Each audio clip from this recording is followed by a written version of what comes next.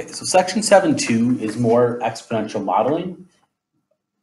When interest is paid monthly, the interest earned after the first month becomes part of the new principal for the second month, and so on. Interest is earned on interest already earned. This is what we call compound interest. The compound interest formula is an exponential model that is used to calculate the value of an investment when interest, I don't know why it says interested, when interest is compounded. So we use this compound interest formula, A equals P times 1 plus R over N to the NT, where P is the initial amount, R is the interest rate, N is the number of compounding periods per year, and A is the value of the account after T years. So we have 4 common compounding periods before we jump into this example. The first common compounding period is the annual. Compounding annually means this occurs 1 time per year. Compounding semi-annually refers to 2 times per year. Compounding quarterly means 4 times a year. And compounding monthly means 12 times a year. So let's look at this example. It says Tamira invests $5,000 in an account that pays 4% annual interest. How much will be in the account after 3 years if interest is compounded annually, semi-annually, quarterly, or monthly? So let's identify a couple things. Let's identify let's first write down the compound interest formula where we have A equals P times 1 plus R over N to the NT. And let's identify these values.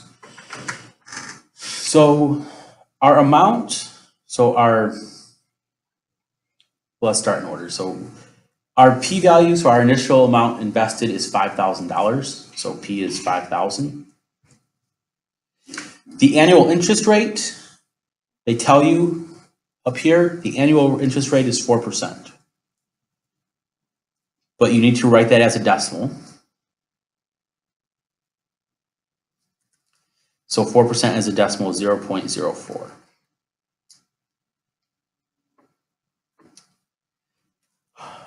N represents the number of compounding periods per year. Here we're going to actually use all 4 compounding periods.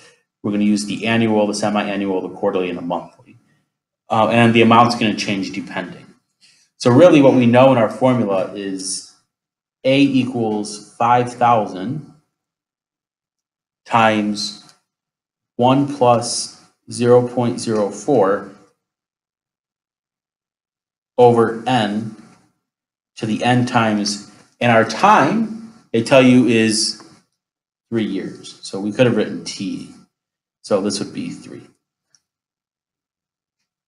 So here we could write T equals 3 years. So A equals 5,000 times 1 plus 0.04 over N to the N times 3 power. So on the next page, I have a nice little chart for you to fill out up here. So for Tamira annually, so let's do this one first. So A equals 5,000 times 1 plus 0.04. And annually, that means you're doing this 1 time per year. So your N is 1. So this would be 0.04 over 1 raised to the 1 times 3 power. If you do that in your calculator, you'd get $5,624.32. Semi-annually, very similar, your N is just going to change. So 5,000 times 1 plus 0.04 over, instead of 1 this time, we're going to have 2, raised to the 2 times 3 power. So if you put this into your calculator, you get 5,630.81. So this is in dollars. Quarterly, this is 4 times a year. So A equals 5,000 times 1 plus 0.04 over 4 raised to the 4 times 3. which is 12. So if you plug this into your calculator, you get $5,643. Whoops. Sorry, $5,634.13. Monthly, so this would occur 12 times a year, so each 1 times each month. So 5,000 times 1 plus 0.04 over 12 raised to the 12 times 3.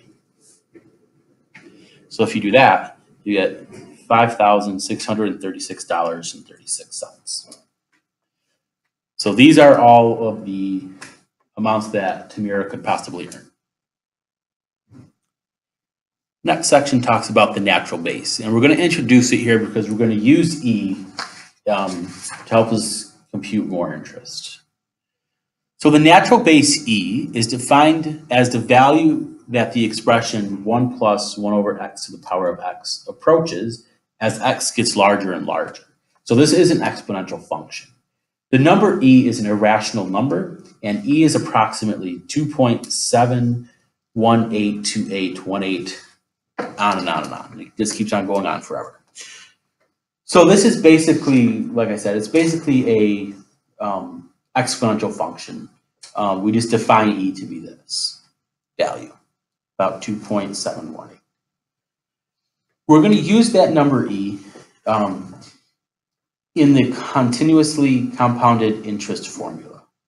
So when interest is compounded continuously, we use the formula A equals PE to the RT, or you maybe have heard it as A equals PERT, P-E-R-T.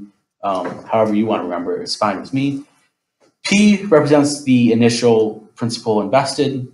E is the natural base. R is the annual interest rate, written as a decimal. A is the value of the account after T years. So let's look at this example. It says Regina invests $12,000 in an account that earns 3.2% annual interest, compounded continuously. What is the value of the account after 12 years? Round your answer to the nearest dollar. So it says continuously. So anytime you see the word continuously, think that you need to use the natural base E. So that's how you can keep compounding interest separate between continuously compounded interest and just regular compounded interest. So let's identify what our principal is. So the amount that we put into our account is $12,600. So that's how much Regina puts into her account. E is the natural base. That's just part of our formula. Our rate, it tells you the rate is 3.2%, which as a decimal is 0.032. And our T, it says after 12 years, so T equals 12. So I'll write that here, T equals 12. So using our formula, A equals PE to the RT, that means A equals 12,600 times E, which is your natural base, raised to the R, which is 0.032, times your T, which is 12. So if you plug that into your calculator, and I'll show you how to do that.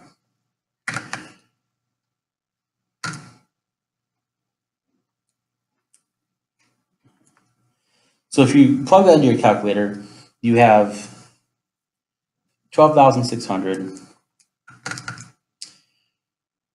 times, oops, don't need that. E, if you hit second and then this LN key, you would get your E. So E, and the power on E here is 0.032 times 12. Oops. And when you do that, you get $18,498.63. So this is how much is in her account after 12 years, $18,498.63.